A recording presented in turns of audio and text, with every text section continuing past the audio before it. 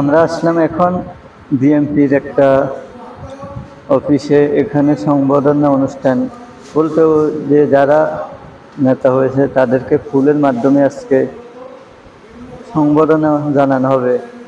কিন্তু এখানে অবশ্যই এরা অনেক গুরুত্বপূর্ণ কিছু কথা বলেছে, যেটা আমার কাছে সবচেয়ে ভালো লেগেছে। সেটা হলো তারা একটা নতুন বাংলাদেশ চায়। নেতা কর্মীদের মনের ভাবনা, চিন্তা ভাবনা আসলে অনেকগুলো শেষ হয়ে গেছে। তারা নোংরা রাজনীতি থেকে বেরিয়ে আসতে চায়। আগে যেমন ছিল রাজনীতি, হিংসা বিদ্যা, কে কার আগে কে কার মারবে, কে কতটা ক্ষমতা লোভী হবে। কিন্তু বর্তমানে আমি এখানে আসি দেখি ভালো লাগছে যে বর্তমানে যে নতুন চিন্তা ভাবনা, তারেক রহমান যে চিন্তা ভাবনা করে কর্মী সাজাইতেছে এবং তাদেরকে যে মিলে গড়ে তুলতেছে, মন মানসিকতা শেষ করে, এটা আসলে প্রশংসা পাওয়ার মতো। এক কথা বলতে তাদের অনেকক্ষণ বক্তব্য শুনলাম, তাদের চিন্তা ভাবনা আসলে একটা অন্যরকম বাংলাদেশকে নিয়ে তাদের ভাবনা, নিজের এলাকাকে নিয়ে ভাবনা। অর্থাৎ তাদের এতটুকু বোঝা গেছে তাদের রাজনীতিটার উদ্দেশ্য হলো যে মানব সেবা, যেটা আমরা আগের থেকে বলে আসতেছি যে রাজনীতি যদি মানব সেবা না করতে পারে সে রাজনীতির কোনো প্রয়োজন নেই। ঠিক তেমনটাই তাদের চিন্তা ভাবনা এসে গেছে। এটাই তো হওয়া চায়।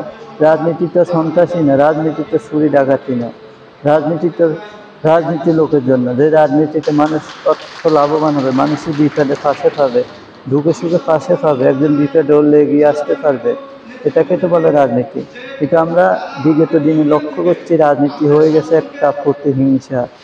এখানে আশ্রয় জায়গা অনাস্ত বানিয়ে দেয়, কেড়ে নেয় মানুষের সুখ শান্তি।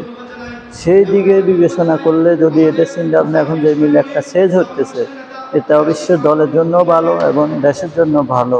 আর আমরা চিন্তা করবো যারা বিএনপি কর্মী নেতা আছেন তারা যত পারেন লাইক শেয়ার করে দিবেন, কারণ উৎসাহিত করবেন এবং আগামী নতুন বাংলাদেশ তারেক রহমানের হাত ধরে ওনারা যে চিন্তা ভাবনা করতেছে ওটা এগিয়ে যেতে সবাই সবাইকে সাহায্য করতে হবে।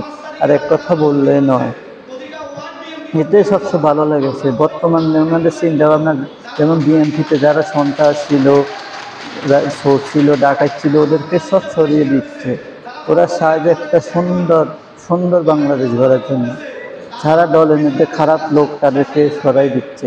এটা সবচেয়ে আমার পছন্দ হয়েছে এই দিক। এমনকি যাদের নামে মামলা টামলা আছে তাদেরকেও তারা সরাই দিচ্ছে। ঠিক আছে, রাজনীতি করলে মামলা হবে, সেই মামলা হতে হবে হয়তো দলের জন্য, কিন্তু আপনি চুরির মামলা করে যদি দলের বদনাম করেন তাহলে আপনার কারণে দলেরও বদনাম, আপনারও বদনাম। এরকম লোক না থাকা ভালো। আর ওনাদের চিন্তা ভাবনাতে ওরকম কিছু উঠে যাচ্ছে। তবে প্রশংসা পাওয়ার মতো বর্তমান চিন্তা ভাবনা আমার পছন্দ হয়েছে। আর রাজনীতিটা তো এমন হওয়া চায়। অবশ্যই সবাই জানাবেন কেমন লাগছে। আসলে প্রশংসা পাওয়ার মতো, সবাই লাইক শেয়ার করে দিবেন।